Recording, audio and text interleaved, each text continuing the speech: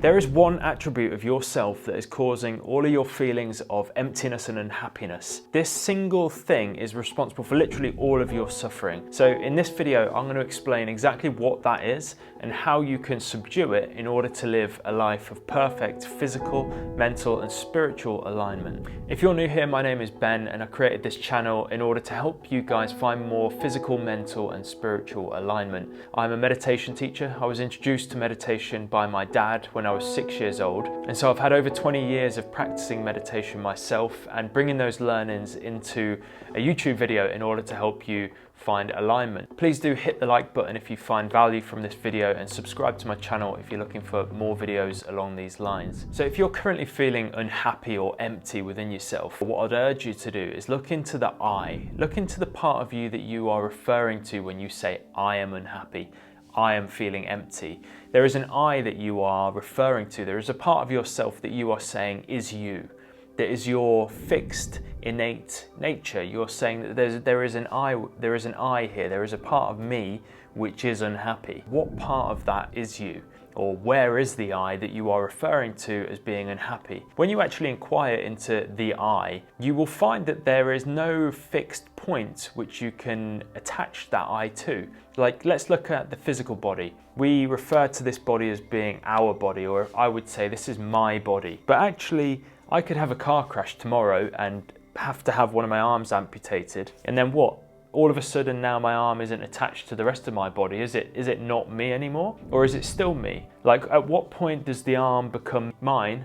And what point is it not mine?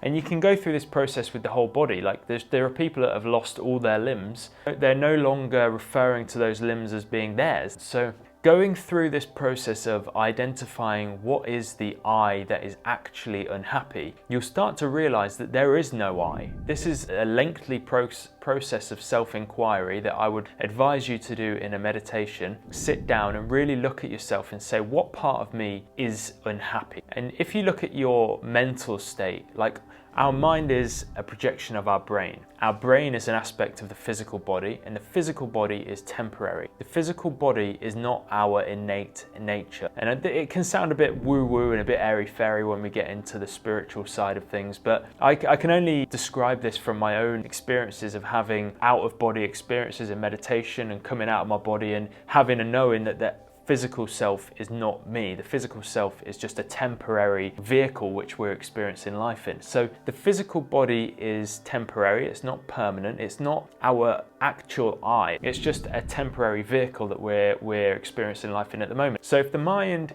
is a projection of the brain, the mind is also temporary. The mind is almost just like a bundle of desires, a bundle of thoughts.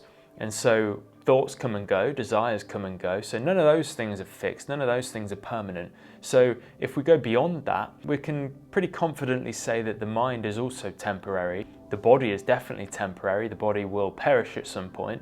So what is it that's permanent? There is an essence to you, there is a life force within you. Like electricity in a car, there is an energy that animates us. But some would say in spiritual terms that this is our divine essence, this is our spirit or our soul. The part of us that ignites the body, that animates the body, that actually brings life to it. But equally, it's not tangible. We can't see the spirit.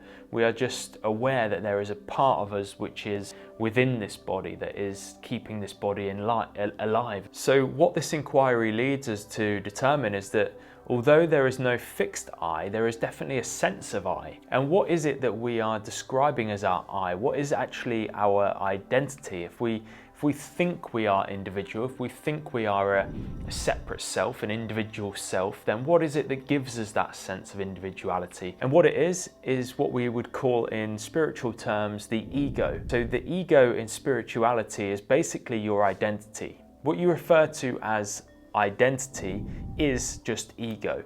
It's just a sense of self. It's a sense of separateness. But in fact, nothing is separate. The space between me and you actually doesn't exist.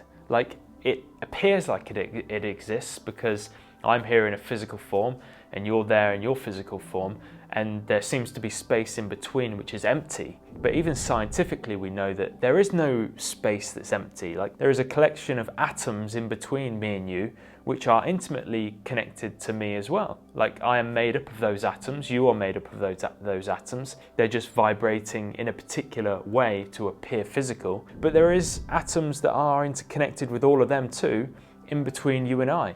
So there is, even scientifically, no separateness, for everything is all interconnected, even in this physical realm, but we are experiencing ourselves as separate. So this is where the duality comes into play. This is where this sense of me and you, and I have something here that's separate to everyone else, comes into play. But it's actually what they call in Hinduism maya, or illusion. It's actually an illusion that there is a sense of separateness, because everything is one, everything is interconnected. By the way, if you're finding value in this video, it would be massively beneficial to me if you could hit the like button and subscribe to the channel to help YouTube to push it to more people. So the ego is what provides us with this sense of self and this sense of individuality. But equally, that sense of self, which we have as a protective mechanism in order to be able to keep this physical body in good shape, to keep it safe. So if we were to come into danger back in the day when a lion was chasing us, we had a sense of separateness and a sense of, I need to keep this body safe, this is mine. So all of those kind of functional parts of being a human are why we have an ego, to give us a sense of self in order to look after. So the ego is important, and we don't want to destroy and get rid of the ego, but we do want to subdue the ego so that the ego is totally managed. If the ego runs out of control, we start to think that we are this physical body. We start to become attached to being a physical self. We start being attached to our name, to our job, to our title, to how we feel. All of these different things that are associated with the mind-body experience. When we become attached to them, that's when we are opening ourselves up to feeling empty, to feeling unhappy, because we're then attaching ourselves to an ego, which is temporary, which doesn't actually have any fixed, permanent existence.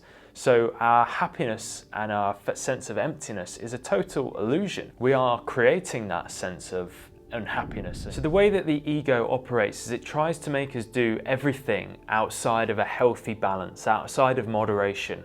Anything that is in excess tends to be attributes of the ego coming to play. So for example, everything related to the physical body in Buddhism needs to be managed, and they would call this the middle way. So it's like, we don't eat to excess, but we do everything in a balanced way. We don't exercise to the extreme and force our body into places that are unhealthy. Equally, we don't sit back and do no exercise. We find a healthy balance with it. We find the middle way. And so I would urge you to look at your life in three ways, as if there were three key attributes to your being, and they are the physical, mental, and the spiritual self. We need to look at the body. We need to look at how much we're eating. We need to look at how much we're drinking, how much we're sleeping, how much coffee we're consuming, how much news we watch. All of the things that make up our physical life, everything with regards to exercise, with regards to sleep, with regards to how much social time we get, with regards to how much work we do, what kind of work we do,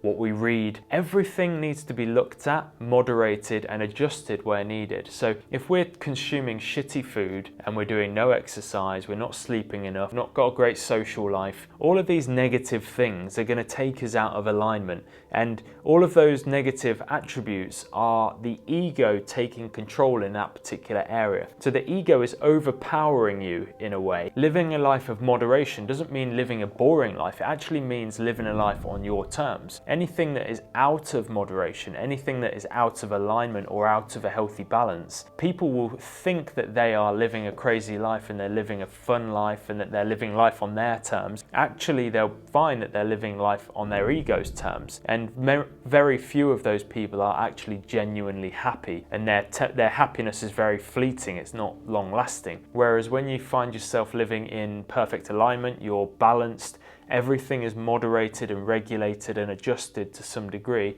so that you're nice and balanced and even, you'll find that you feel so much more alive and so much happier and so much more energized and so much more yourself. And this is really what the secret to being happy is. It's the middle way, it's balance. When you're inside of balance, it's very difficult for the ego to pull you left or right because you are in alignment. You're not living in excess, but equally you're not living in lack. You're living in this place that is void of the ego. The secret really to living a life of perfect alignment, to feeling happy, to feeling full, to feeling energized, is to live in the middle, to live a balanced life. Look at all aspects, your physical life, your spiritual life, your mental life. Are they aligned? Are they in balance? Are you working in excess in any one of those three areas? Are you dismissing your family in order to meditate for 5 hours a day? Probably not, but just putting it out there. There's some people that might be doing that. Are you not spending any time with your family because you're working 15 hours a day and you're living out of alignment in that area? Like, every aspect of your life needs to be moderated, regulated, adjusted. It needs to be looked at. It sounds a little extreme, but this is the truth. We need to be looking at ourselves. This is our self. This is our mind, our body, our spiritual life that we are in charge of, that we should be regulating. And just because your friends are doing it, just because other people aren't living that way, aren't living balanced lives, it doesn't mean that that's the right thing to do. Like, depression and unhappiness is on the up. Like, the current lifestyles that we got aren't working to keep us happy. And a lot of these ancient ideas, ancient practices in terms of living, following the middle way, living in alignment, keeping the physical, mental and spiritual side of you aligned, is where it's at. So alignment in the physical self would look like managing anything related to your sensual body and making sure that you're not doing anything to excess or lack. In terms of your mental life, bringing things into play like meditation, mantra, prayer, consuming lots of good material, positive things, listening to positive things, not consuming anything through the senses that is of a low frequency or low vibration. And then finally, the spiritual side, which needs to also be aligned. When you look at lots of traditions, that would look like directing yourself to a higher power, to a higher consciousness, to a God, to a deity. The spiritual side to all of this is where most people go wrong and most people don't give a lot of energy to. They focus heavily on the physical side of things. They maybe dabble a little bit with the mental, and then it all kind of disappears after that. But I would strongly urge you to make sure that you're still catering for the spiritual side of things just as much, if not more, than the mental and the physical side. A lot of people will spend a lot of time doing lip service to their spiritual life, but not actually putting in any work, any action, and into developing that, into aligning that, connecting to the divine nature within you, because ultimately you'll come to realize through self-inquiry that you are that nature. There is nothing that is outside of that. The I that you refer to itself doesn't exist, but there is a one single essence of the entire universe that does exist. There is just a unity, a oneness to everything, and everyone is interconnected with that oneness. So this video is really about helping you to find a physical, mental and spiritual alignment in order to transcend your sense of lack, your unhappiness. Like, your deepest nature is not unhappy. Your deepest nature is not empty. That is just a feeling that has been generated by the ego, and you're feeling it in the physical self. But it doesn't really exist. Once you let go of the attachment to the mind and the body experience, you can start to experience yourself as unlimited consciousness or spirit. So guys, I hope you enjoyed today's video. I really want this kind of stuff to be pushed out to more and more people, because I think it's so important that we all learn how to live in alignment and how to maintain the middle way and to overcome our sense of self and subdue the ego in order to feel happy and fulfilled in our lives. I think we all deserve that right. So please do like the video, subscribe to my channel, share it with a friend, and I hope to see you on the next one. Thanks so much.